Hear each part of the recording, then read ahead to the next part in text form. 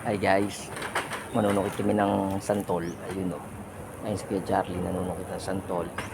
Marami na yung nasungkit namin kanina. Bali, mga nasa 2 kilo, ay no, 3 kilo na itong simulan mo. Ayun. Ito yung puno ng bayabas o. Maliit pa yan, pero mamaya. Pero na yan. May bunga na ng konti o. Bayabas. Maliit lang yung puno, pero okay na. Dahil puno ng bayabas dito eh.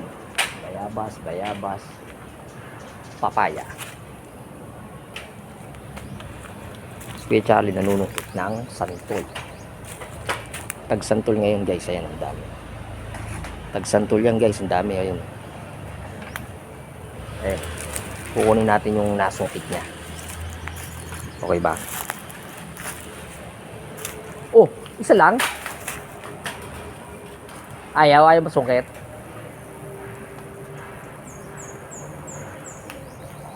Ayan.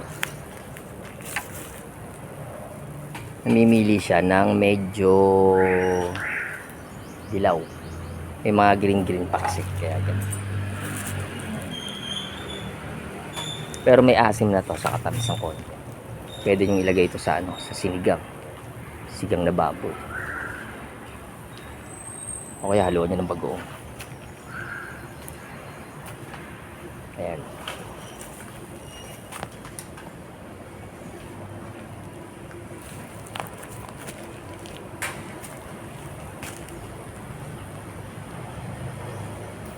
Ayun o, dahil puno ng malunggay dito. Ay, malunggay. Naghahanap pa siya para isang babaan ng panungkit. O, yun yung kamyas o. May kamyas na. Ayan, ayan yung puno ng kamyas. Nagbubunga-bunga na rin ng konti. Ano ba? Puro dilaw, puro green. Talagay muna natin dito guys. Ayan.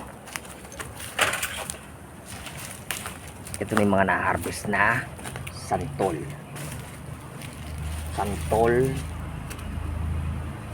May dilaw. Ayan. O, diba? O, ayun. Naghahanap pa siya. Ayan o. Ito.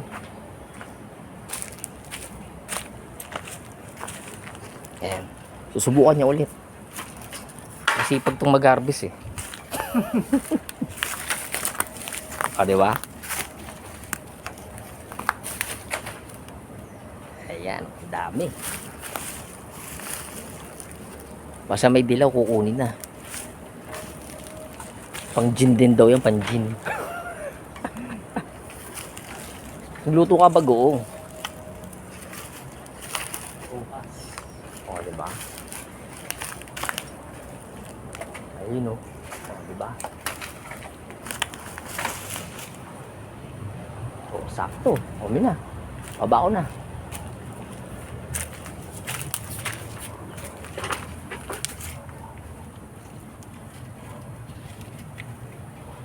Oh, dami na.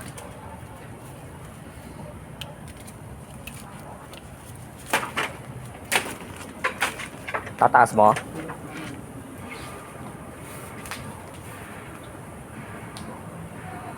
Oh, ayan, di ba guys? Dami oh. Puno ng bayabas. Kay Charlie, malapit na yung bayabas oh. Malapit na ako. Malapit sa iyo eh. Atay, may tantos na yan. May tantos na. I-harvest niya yan. Paano guys, maraming salamat sa panonood ah. And God bless. Thank you.